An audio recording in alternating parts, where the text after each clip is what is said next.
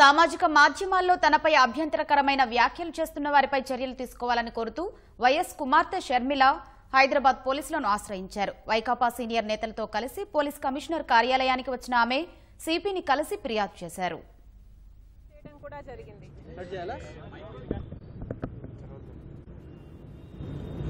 విచారణ చేసి police action తర్వాత కొంతకాలం ఈ దుష్ప్రచారం ఆగింది. కానీ ఇప్పుడు మళ్ళీ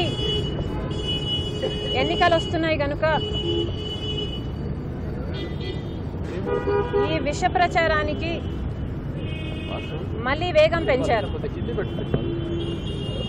వీళ్ళ మోటివ్ ఒకటే, నా క్యారెక్టర్ అసాసినేషన్.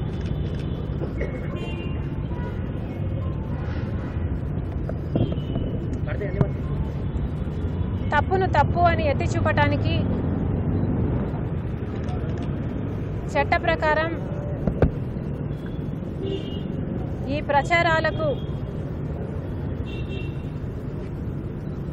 ప్రచారాలను సృష్టిస్తున్న వారి మీద, వారి వెనకాల ఉన్న వారి మీద చర్యలు తీసుకోవాలని ఈరోజు ఇక్కడికి రావటం జరిగింది.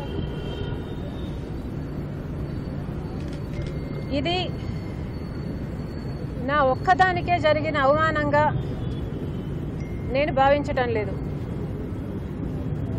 ఇలాంటి రాతలు ఇంకెంతో మంది మహిళల మీద కూడా రాస్తున్నారు. స్త్రీల పట్ల ఇంత సేడిజం, ఇంత చులకన భావం తో రాస్తున్న రాతలను, దుష్ప్రచారాన్ని మన సమాజం ఆమోదించవచ్చా? ప్రజాస్వామ్యం, మానవ హక్కులు, సమానత్వం, విమెన్స్ లిబరేషన్ లాంటి ఎన్నో గొప్ప గొప్ప పదాలు కాగితాలకు, చర్చలకు మాత్రమే పరిమితం కాకూడదు. ఇవి వాస్తవ రూపం దాల్చాలంటే మనం గొంతెత్తాల్సిన అవసరం ఉంది. కనుక ఈరోజు వెబ్సైట్లలో, సోషల్ మీడియాలో ఈ ప్రచారాలకు వీలే లేకుండా కఠిన చర్యలు తీసుకోవాలి అన్న నా కంప్లైంట్కు మద్దతు పలకవలసిందిగా ప్రజాస్వామ్యవాదులను, నైతికత ఉన్న రాజకీయ నాయకులను, జర్నలిస్టులను, మహిళలను కోరుతున్నాం.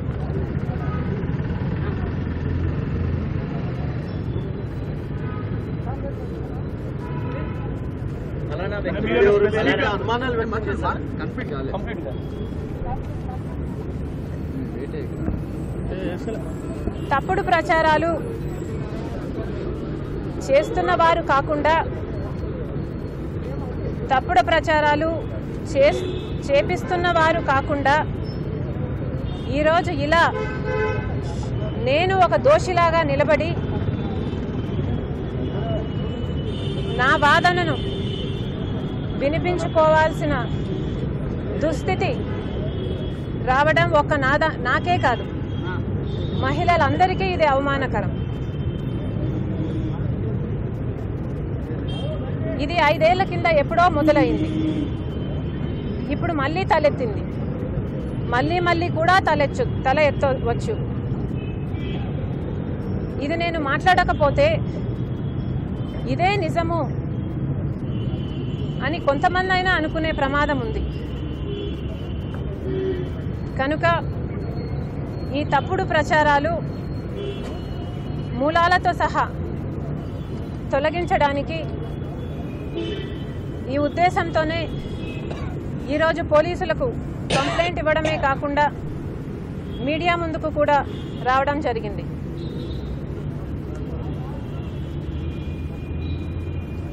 నేను ఒక భార్యగా, ఒక తల్లిగా, ఒక చెల్లిగా నా నైతికతను, నా నిజాయితీని నిరూపించుకోవాల్సిన అవసరం లేదు. ఎందుకంటే నా గురించి నాకు తెలుసు, నా దేవుడికి కూడా నా గురించి తెలుసు. కానీ ఈరోజు నా గౌరవాన్ని కాపాడుకోవాల్సిన అవసరం నాకుంది కనుక మీ అందరి ముందుకొచ్చి చెప్తున్నా. ఏ ప్రభాస్ అనే వ్యక్తితో నాకు సంబంధం ఉంది అని తప్పుడు ప్రచారాలు చేస్తున్నారో ఆ వ్యక్తిని నా జీవితంలో నేను ఎప్పుడూ కలవలేదు, ఒక్కసారి కూడా మాట్లాడలేదు. ఆ వ్యక్తికి నాకు ఏ సంబంధము లేదు, ఎప్పుడూ ఏ సంబంధము లేదు. ఇది నిజం. ఇదే నిజమని నా పిల్లల మీద ప్రమాణం చేసి మరీ చెప్తున్నాను. లేదు, అలా కాదు, మేం ప్రచారం చేస్తున్నదే నిజమని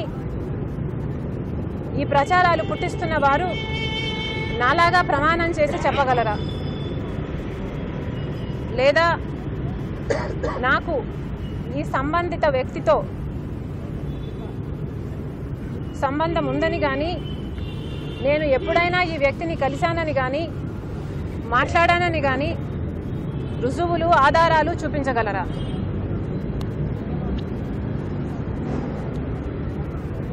పుకార్లు పుట్టించి క్యారెక్టర్ అసాసినేషన్ చేయడం దారుణం కాదా? ఇది దుర్మార్గం కాదా?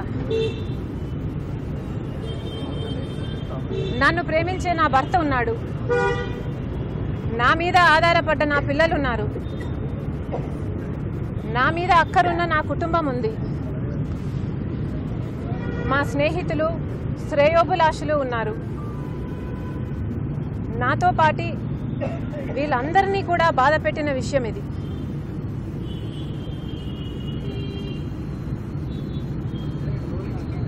పుకార్లను పుట్టించి ఇలా క్యారెక్టర్ అసాసినేషన్ చేయడం ఎంత మటుకు సబబు? ఏమిటి పైశాచిక ఆనందం? ఎందుకింత నీచానికి దిగజారుతారు? ఇలా పుకార్లు, not one iota of truth. ఇలా పుకార్లు పుట్టించిన వాళ్లకు, వాళ్ళ వెనకాల ఉన్న వాళ్లకు సిగ్గు అనిపించట్లేదా? ఇంత దిగజారుడుతనం అవసరమా? I have natural reasons to accuse Telugudesam party that they are behind this mudslinging. ఈ ప్రచారాల వెనుక తెలుగుదేశం పార్టీ హస్తం ఉందని నేను అనుమానం లేకుండా ఆరోపణ చేస్తున్నా. కారణం లేకపోలేదు. తెలుగుదేశం పార్టీకి పుకార్లు పుట్టించడం కొత్త ఏమీ కాదు. మా నాన్న వైఎస్ఆర్ గారు ఫ్యాక్షనిస్ట్ అంటూ పుకార్లు పుట్టించింది ఈ తెలుగుదేశం పార్టీకి. ఆ తర్వాత నాన్న ముఖ్యమంత్రి అయిన తర్వాత ఆయన ఎంత గొప్ప మనసో, ఎంత పెద్ద మనసో, ఎంత గొప్ప వ్యక్తిత్వమో లోకమంతా చూసింది. మా అన్న జగనన్న గర్విష్టి అని, కోపిష్టి అని, యాటిట్యూడ్ ఉన్నవాడని ఇలాంటి పుకార్లు పుట్టించింది కూడా తెలుగుదేశం పార్టీయే. కానీ ఆయన ఎంత సౌమ్యుడో ఈ పాదయాత్రలో కోట్ల మంది ప్రజలకు అర్థమైంది. ఇప్పుడు నా మీద ఈ పుకార్లు పుట్టిస్తుంది కూడా తెలుగుదేశం పార్టీయే. ఎందుకంటే ఎంతమంది తెలుగుదేశం పార్టీ నాయకులు నాకు ఈయనతో అఫేర్ ఉందని మాట్లాడలేదు. ఒకవేళ తెలుగుదేశం పార్టీకే ఇన్వాల్వ్మెంట్ లేకపోతే ఆ పార్టీ వాళ్ళు మాట్లాడుతున్నప్పుడు ఆ మాటలు ఎందుకు ఖండించలేదు? చంద్రబాబు గారు ఒక అమ్మాయి మీద అలా మాట్లాడడం తప్పు అని ఎందుకు ఆపలేదు? ఒక అబద్ధాన్ని 100 సార్లు చెప్పైనా సరే దాన్నే నిజంలా చూపించాలన్నది తెలుగుదేశం పార్టీ సిద్ధాంతం కాదా? స్వయంగా చంద్రబాబు గారే వీటిని ప్రోత్సహిస్తారు. అందుకే వాళ్ళ నాయకులు దాన్ని అనుసరిస్తారు. ఇది వాస్తవం.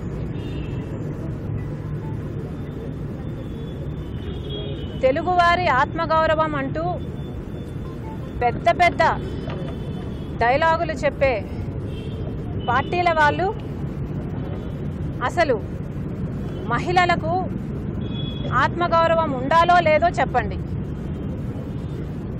కుటుంబ గౌరవం అన్నది ఉందో లేదో చెప్పండి. లేకపోతే మీ పార్టీలో ఉన్న మహిళలకు, మీ కుటుంబాల్లో ఉన్న మహిళలకు మాత్రమే ఆత్మగౌరవం ఉంటుందేమో అని మీరు అనుకుంటున్నారేమో, మీరు భావిస్తున్నారేమో, అది కూడా చెప్పండి. రాజకీయాలను ఇంతగా దిగజార్చకండి. చంద్రబాబు గారి ఇంట్లో ఆడవాళ్ళు లేరా? మేము ఇలా పుకార్లు పుట్టించాలి అనుకుంటే మేము పుట్టించలేమా? మాకు ఆ తెలివి లేక కాదు, మాకు చేత కాక కాదు.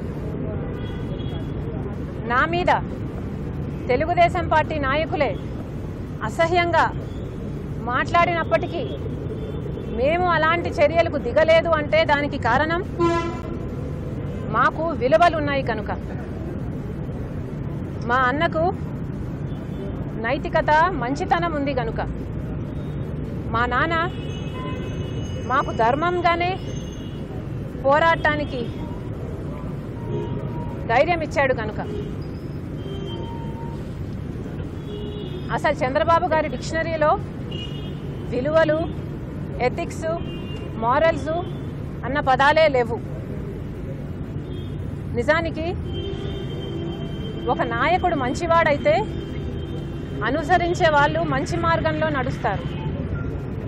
కానీ చంద్రబాబు గారు వాళ్ళ మామ దగ్గర నుంచి కుర్చీ లాక్కోవడం దగ్గర నుంచి ఎప్పుడూ మోసపూరిత ఆలోచనలే.